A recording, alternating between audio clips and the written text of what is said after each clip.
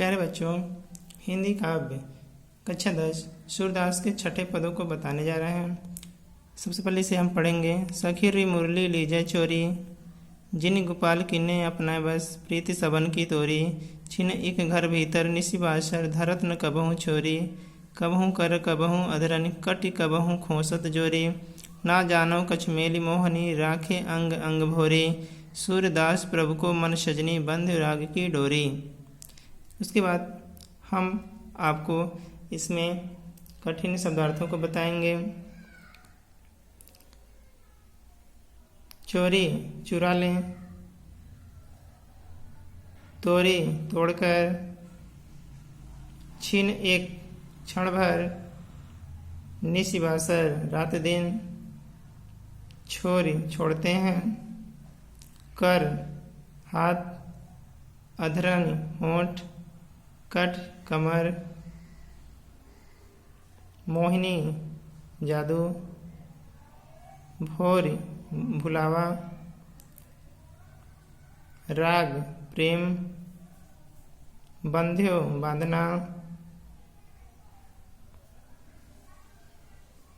उसके बाद हम संदर्भ लिखेंगे। प्रस्तुत पद्यांश हमारी पाठ्य पुस्तक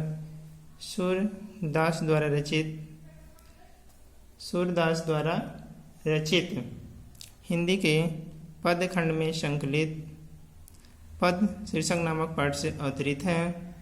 प्रसंग में प्रस्तुत पद्यांश में श्री कृष्ण का मुरली के प्रति प्रेम तथा उससे ईर्ष्या करती गोपियों की मनोदशा का चित्रण किया गया है। व्याख्या में सखी री मुरली लीजे चोरी, गोपियाँ एक दूसरे से कहती हैं कि हे सखी मुरली लीजे चोरी, यानी कृष्ण की मुरली को हमें चुरा लेना चाहिए, क्योंकि इस मुरली ने श्री कृष्ण को अपनी ओर आकर्षित कर, जिन्हें गोपाल किन्ने अपने बस, यानी इस मुरली ने श्री कृष्ण को अपनी ओर आकर्षित कर अपने बस में कर लिया है। प्रीति सबन की तोरी, श्री कृष्ण ने मुरली के वशभूत होकर हम सभी गोपियों को भुला दिया है। छिन एक घर भीतर, वे घर के भीतर हो या बाहर, निशिबासर दिन हो या रात, धरत न कबहूँ छोरी, एक पल के लिए, एक क्षण के लिए अपनी मुरली को कहीं नहीं छोड़ते। कबहूँ कर, कभी हाथ में रखते हैं, कबहूँ अधरन, कभी होठों पर, कटि कबहूँ खोसत जोरी, और कभी कमर में खोस लेते हैं।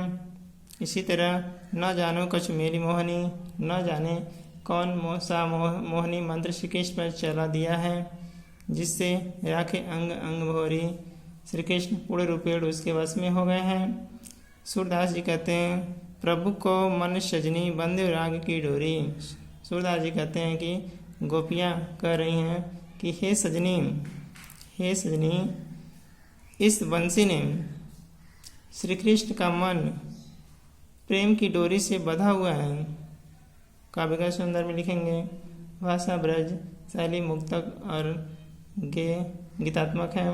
गुण माधुर्य, रस श्रृंगार, छंद गेपद, शब्द शक्ति लक्षणा, अलंकारों में अनुप्रास और पुनरुक्ति प्रकाश, रूपक अलंकार। उसके बाद हम सूरदास का 7वां पद बता रहे हैं। इससे पढ़ेंगे। उदो मोहि ब्रज बिसरत नाही, वृंदावन गोकुल वन उपवन, सघन कुंज की छाई। प्रातः समय माता जसमति, अरु नंद देख सुख पावत। माखन रोटी दध्यो सजायो, अति हित साथ खवावत। गोपी ग्वाल बाल संग खेलत, सब दिन हसत सिरात। सूरदास धन धन ब्रजवासी, जिन सो हित जदुतात। इस पदों में हम शब्दार्थ जान लेंगे। मोहि मुझे, बिसरत विस्मृत, नाही नहीं,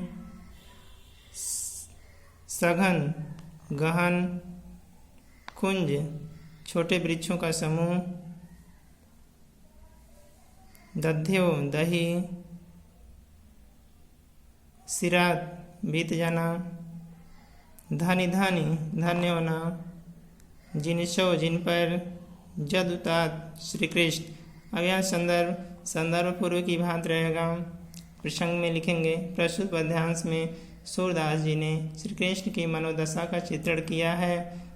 उद्धव ने मथुरा पहुंचकर श्री कृष्ण को वहाँ की सारी स्थिति बताई, जिसे सुनकर श्री कृष्ण भाव विभोर हो गए हैं। व्याख्या में लिखेंगे उद्धव मोहि ब्रज बिसरत नाही। श्री कृष्ण कहते हैं कि हे उद्धव, मैं उद्धव मोहि ब्रज बिसरत नहीं, मैं ब्रज को भूल नहीं पाता हूँ। मैं सबको भुलाने का बहुत प्रयत्न करता हूँ, पर ऐसा करना मेरे लिए संभव नहीं हो पाता। वृंदावन गोकुल वन उपवन, वृंदावन और गोकुल वन उपवन, शगन कुंज की छाएं उपवन, यहाँ तक कि वहाँ की कुंजों की घनी जो छाँव है उसे भी भूलता नहीं। प्रातः समय माता जसमती, प्रातः काल माता यशोदा और नंद बाबा देख सुख पावत, मुझे देखकर हर्षित होते तथा अत्यंत सुख का अनुभव करते थे। माखन रोटी दध्य सजायो, और माता यशोदा मक्खन रोटी दही मुझे बहुत ही प्रेम से अतिहित साध खवावत, अत्यंत प्रेम से खिलाती थी। गोपी ग्वाल बाल संखेलत, गोपियाँ और ग्वाल वालों के साथ अनेक प्रकार की क्रीड़ाएँ खेलते थे। सब दिन हंसत सिरात, और सारा दिन हंसते खेलते हुए व्यतीत होता था। सूरदास धनी धनी ब्रजवासी अनेक प्रकार की क्रीड़ाएँ करते थे और सारा दिन हंसने में व्यतीत होता था।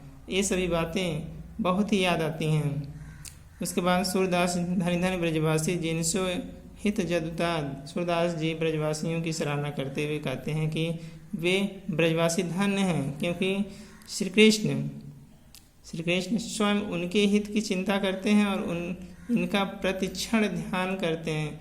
उन्हें श्री कृष्ण के अतिरिक्त ऐसा हृदय से और कोई मिल ही नहीं सकता।